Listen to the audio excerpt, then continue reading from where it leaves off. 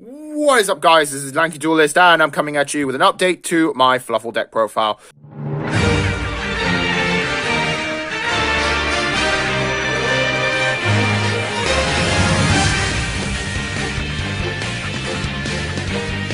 So yes, I'm not gonna lie, this update should have happened a long time ago, especially what was it, post, I think it's Rise of the Duelist, if I remember correctly, when Fluffal's got their support.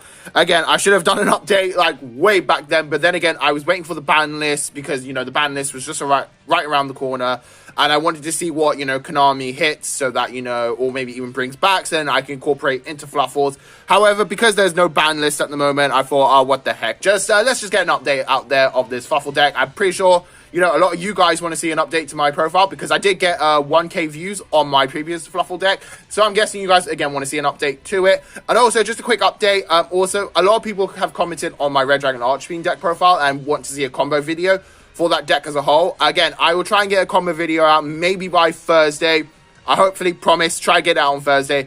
But other than that, again, let's crack on in today's video. And again, my Fluffal deck profile. Lots of updates have been made to this deck, especially, post Rise of the Duelist, especially with the new support that came out. It made the deck even better than it already is. Still not tier 1, unfortunately, but still, the deck is just so much fun to play, in my opinion. And we're going to start off with the first card in the deck, and that is our Fluffal Dog. You have to play this card at 3. It's your Stratos of the deck. Just normal summon it. Add any Fluffal from your deck to your hand. Well, I think it was also an Egypt Sabers, remember correctly. Yes, it is. Yeah, again, this card just allows you to get so much stuff to your hand as quick as possible. Or if you're missing a combo piece, he pretty much searches out that missing combo piece. Then we have Fluffal Bear. This guy, allows you to set your toy vendor straight from the deck to the field, so then you can do your bear wing combos. Again, I always see a lot of people still running 2 and 2 of bear and wings. Again, I still think it's not right. I think you got to run 3 copies of this. You want to see your toy vendor as soon as possible, and same with your wings, so you can do the bear wing combos. Because again, that combo is just one of the nuttiest combos ever, and it allows you to +3 so much. So yeah, definitely got to play 3 copies of him for sure. Then next we play 3 Fluffal wings. Yeah, bear and wings are just absolutely broken. Banish this card and another Fluffal, and then just draw 2 cards, and then pop the toy vendor, and then get a search off the vendor. Absolutely amazing, in my opinion. Has to be a 3 of. Alright, I played 2 Penguin. Now, I know in a lot of Fluffal decks, I've seen people maxing out on 3 Penguin, and I might as well just include it. Dolphin. However, I'm not a fan of the Totally Awesome plays, because I feel like Totally Awesome limits what you want to do, because you want to, you really want to, with a lot of Fluffal decks, want to get that Totally Awesome on the field. However, a lot of the times, Totally Awesome just, again, restricts me from, doing my combo plays a lot, because preferably, I would rather, get Dog on the field, then search out either Bear or Wings, and then you do the Bear Wings combo.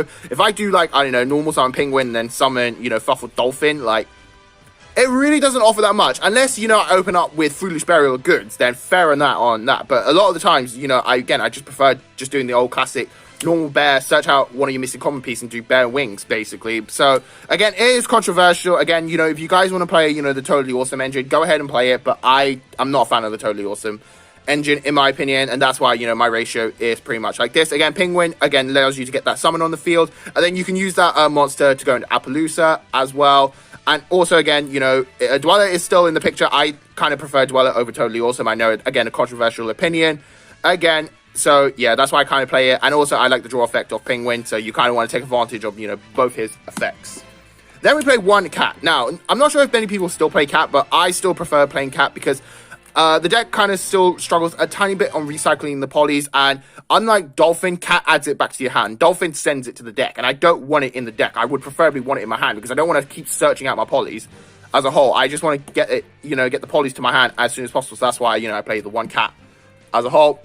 2 Sheep. Okay, I've seen a lot of people play 3 Sheep. I think 3 Sheep is too much. I think 2's fine. There's so many ways you can get access to this card, and a lot of the times, you don't want to be opening this card in your hand, because, if you open up, a copy of him, it's kind of bricky in my sense. So that's why, again, you have all this searching ability in the deck. So that's why 2's enough. You can easily get this to your hand as quickly as possible. And also, you don't want to be opening up multiple copies of this, in my opinion. So that's why I prefer 2 in the deck. And then we play 1 Sabers. You can't say no to Tiger. Tiger is an awesome card. And unfortunately, you have to play the Sabers. It would be nice if, Tigers had the effect where, you can actually summon him off, any other edge imp rather than having to, use the Sabers. But unfortunately, we have to play the Sabers because we do need to summon Tiger, because Tiger is too OP to say no to, in my opinion. And then the new Edge Imp, I gotta admit, like, when this came out, I thought it was shit, but then I read the effect, and I was like, oh shit, this is actually one of the best cards in the deck. Literally, this is like, along with Dog and like Bear and Wings, this card is just so OP. Like, it's pretty much your your DD swell sign for the deck. Like, and plus, the best bit is you can use this during your opponent's turn, and that was something I didn't actually know when I first read the card. I didn't actually know you can use this during your opponent's turn, and being able to do this on your opponent's turn and like, you know, summon the Kraken, not Kraken, I mean, the Cruel Whale, that's it. Being able to summon the Cruel Whale during your opponent's turn to pop a card is just like, it's pretty much a disruptor, in my opinion. And again, it's just such an amazing card to have in the deck. And plus, if you want to, you can technically put Allure in this deck, just to add a bit more consistency to the deck as a whole. And then, of course, we play the free Edge Imp Chain. Edge Imp Chain is probably one of the best Fluffal, well, Edge Imp cards in the deck, I mean. Again, you know, being able to add your Frightfur cards, especially Patchwork, to your hand as quickly as possible, makes this card just so OP and so good, in my opinion. Now, this is a kind of another controversial card I'm playing in the deck, but I kind of like having it in the deck, and that's the Kaijus. So, yeah, I kind of like having the Kaijus in the deck. Unfortunately, I don't have, Gamma interesting enough. So I had to go to the next, you know, best Kaiju I had in my binder, in my collection, and it happened to be Raiden. Again, if you want to put the Allures in, you can technically put Allures in, because, you know, if you have this card in your hand, you can technically, you know, banish it off the Allure. But I don't play Allure in this deck because, you know, space is really tight in this deck. So putting the Allures in is quite, you know, a difficult challenge for me, in my opinion. But then again, you really want to have a Kaiju in your deck, so you can just like, give it to your opponent. Or say if you're going second, your opponent has like, especially Appaloosa on the field, just slap this on top of the Appaloosa, and then, yeah, problem solved, basically. So you don't have to worry about Appaloosa ever again. And also, I do kind of prefer, like, playing, you know, the classic Fluffals, like, you know, going second Fluffals as a whole. But still, this deck can still go first, like, there's no doubt about it. But I like going second Fluffals. I like classic Fluffals, in my opinion. And that's why, you know, I run the Kaijus in the deck. Right, moving on to spells. Of course, we have the free Toy Vendor. Toy Vendor, yeah, pretty much is the reason this deck is so playable. Like, this card, again, is just, I'm not trying to overhype the card. I know I have a habit of overhyping cards, but Toy Vendor is just so OP in this deck. Like, being able to get, like, a +3 off this one card is just, you know, absolutely bonkers, in my opinion. One of the best continuous spells in the game. Of course, next we play the free Polymerization. You gotta play the OG Polymerization, not that alternate art. This is the OG Poly. This is the Poly you play in any Fusion deck that requires a Polymerization, in my opinion. And if you don't play Polymerization in this deck, well, pretty much, what are you going to do? Polymerization is pretty much another reason why this deck, you know, works as a whole. Anyway, Fusion Recovery. Not many people play Fusion Recovery. I still like Fusion Recovery. Being able to add a Poly, again, back from the graveyard, back to your hand, along with a Fluffal or Edge Imp, just really helps to extend your combo plays as much as a whole. So, yeah, play the one Fusion Recovery, in my opinion. And then, of course, another broken card. Like, Fluffals just have such broken cards. Patchwork is just... yeah, like, don't know what to say. It's just broken. Add a Poly, add an Edge Imp. Yeah, +1. Fantastic.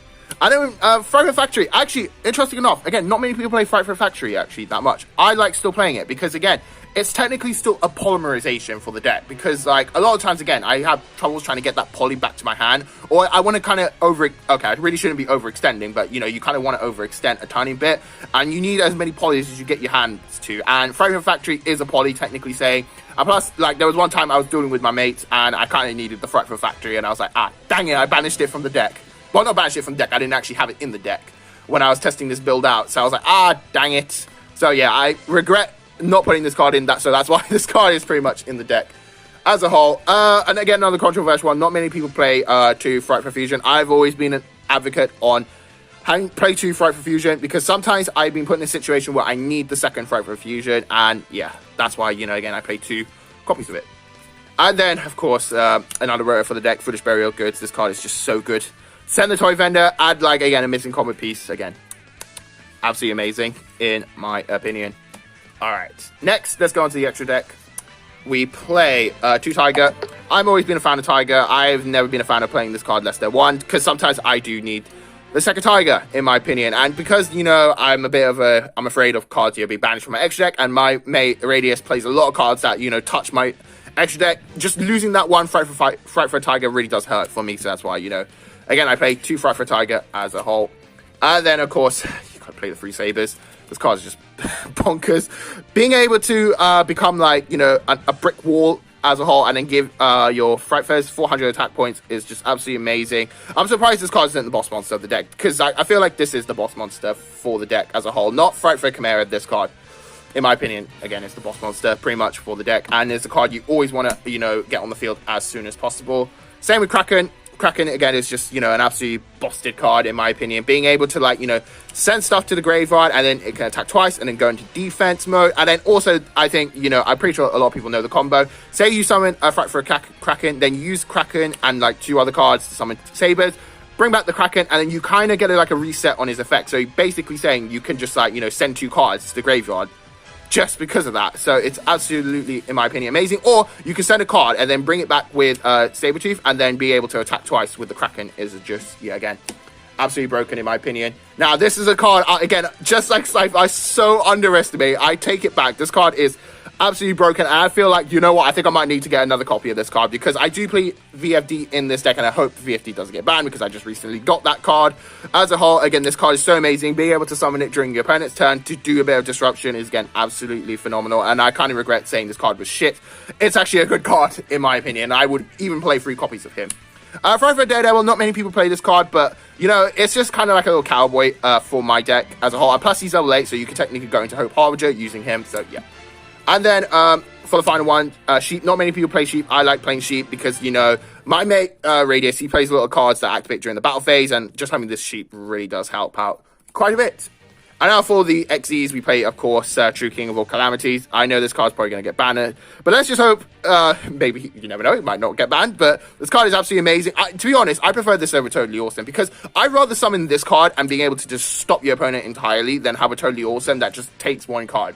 So that's another reason for why I don't kind of play Totally Awesome. I'd rather focus the deck around getting him out onto the board as soon as possible, because there's a reason he is literally ban-worthy, and you all should know that.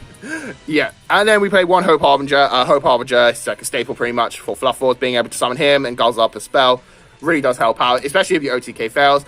Dweller, I've always been a big fan of Dweller, in my opinion. Plus, because you do play some waters in this, so he gets the 500 attack points, so he's a bit harder to kill.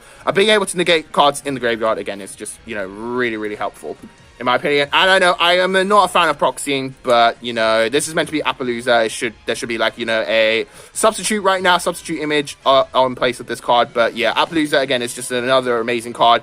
And pretty much you have to play it in this deck. Like, you cannot say no to Appaloosa. And you know, Appaloosa is expensive, but I don't want to shell out too much money on an Appaloosa, in my opinion. You never know, it might even get banned. So, yeah, I'm wasting too much money just for 1 card or a bit of cardboard. But, yeah, if you guys have Appaloosa, definitely play it. It's pretty much a staple in Fluffals, in my opinion, and it's absolutely, again, another amazing card for the deck, and pretty much allows you to get multiple negates. And another reason why you don't even need to play Totally Awesome, in my opinion, because, again, I feel like Totally Awesome for me is just a restriction. Like, I know a lot of people like to play Totally Awesome, but I don't, in my opinion, in this deck. But, again, if you want to play it, go ahead and play it, and then max out on the Dolphins and the Penguins.